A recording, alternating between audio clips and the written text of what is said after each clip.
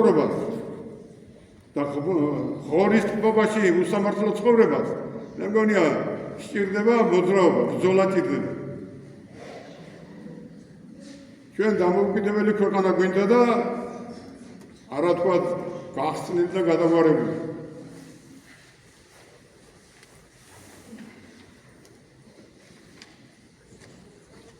აი ჩვენ გვაქვს ასეთი რამ, პატივიერს დედასა და მამასა შენსა. რატო გვჭირდება რჯული ქრისტეს? ოჯახში როცა მამისა და დედის პატივისცემა იცოდნენ და იციან და დედმამის მორჩილება როდესაც იციან შვილებში, შვილიშვილებში და მოდგმაში, თაობაში და იციან გარდაცვლილისა და ცოცხლების პატივისცემა, ეს არის ჩემი აზრით კეთილდღეობის საწინდარი, ვინც ეს იცის და ძალიან კეთილშობილებაა ეს და წინვალებაა და ღირსებაა ეს. როცა იძახიან ღირსებით უნდა წავიდეთ, აი ეს უნდა გააკეთო ჯერ. ბაბა ეს უნდა მოძებნო, კაცო, რის საფუძველზე დგახარ ჯერ.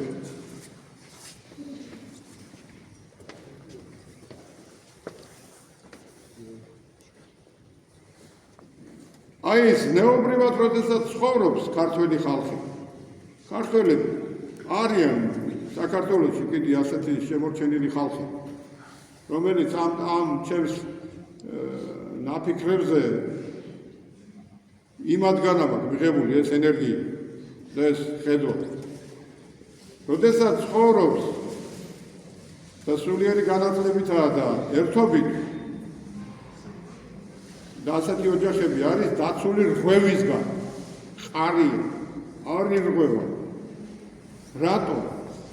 იმიტომ რომ იქ ზნეობრივი ცხოვრება, სულიერი განათლება და ერთობა, სიყვარული არის.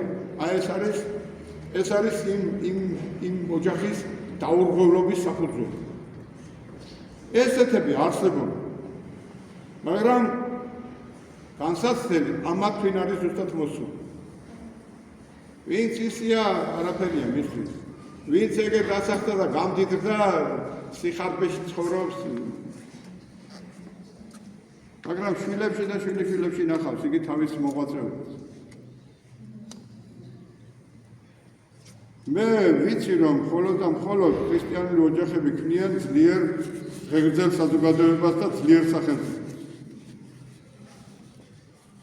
აი ძალიან ძლიერი ქრისტეს მოყვარე ოჯახი, ქრისტიანი, ართმადიდებელი, აღსარებელი, მაზიარებელი არის სიმტკიცე საზოგადოების. ურყევი სიმტკიცეა საზოგადოების იგივე. და ის საზოგადოება მერე სახელმწიფოსთვინაც არის დასაყრდენი. იმიტომ რომ ატყუარა არ არის, თლიდი არ არის, ფარისეველი არ არის, ორპირი არ არის, სადუკეველი არ არის, სრულ განათლების მქონე არ არის და არავის არ ცდილობს რომ გაყოს საზოგადოება ორად, ნაცებად და ქოცებად და ბევრი უბედურება და ყველას ეუბნება რომ ასეთი მტკიცე საზოგადოება უნდა ჩამოვაყალიბოთო და როცა ოჯახები იქნება მტკიცე აღარ დაინგრევა და როცა ინგრევა და არ არის კიდე მატება ეს არის ერის განადგურების უტყუარი საბუთი. როცა ოჯახები ინგრევა და მატება არ აქვს. და ეს გჭირდება გჭირს თუ არა დღეს ჩვენ ეს? ჯერ არაფერში არ გჭირდება, მაგრამ გჭირს ეს დღეს ჩვენ? და ამაზე არავინ არ ფიქრობს და რო არ ფიქრობს, ვიქო ეგინა ვაიუ. და მაგას დავარქვი მე ЦРУ-სა და ზურუ სამსახურების აგენტების და კგბ-ის აგენტების შეხლა-შემოხლა და სცენებს უყურებთ ჩვენ. მე თქვენ გიჩნდით იქინა, არ დაახვიდეთ, გირჩევთ. გეხვეწებით, არ გინდათ, არ ჩაერიოთ, ეს ჩვენი საქმე არა. მაგრამ ჩვენი საქმე რა არის? ჩვენი საქმე არის გონზე მოსვლა. ჩვენი საქმეა რომ ავირჩიოთ ქრისტეს გზა. ჩვენი საქმეა რომ დავგმოთ ანტიქრისტეს გზა.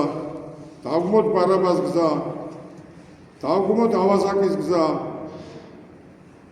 ხოდა მართალია დიდი ხანია ეს 1992 წლიდან გჭირს ეს უბედურება იანვრიდან თქვა 6 იანვრიდან გჭირს.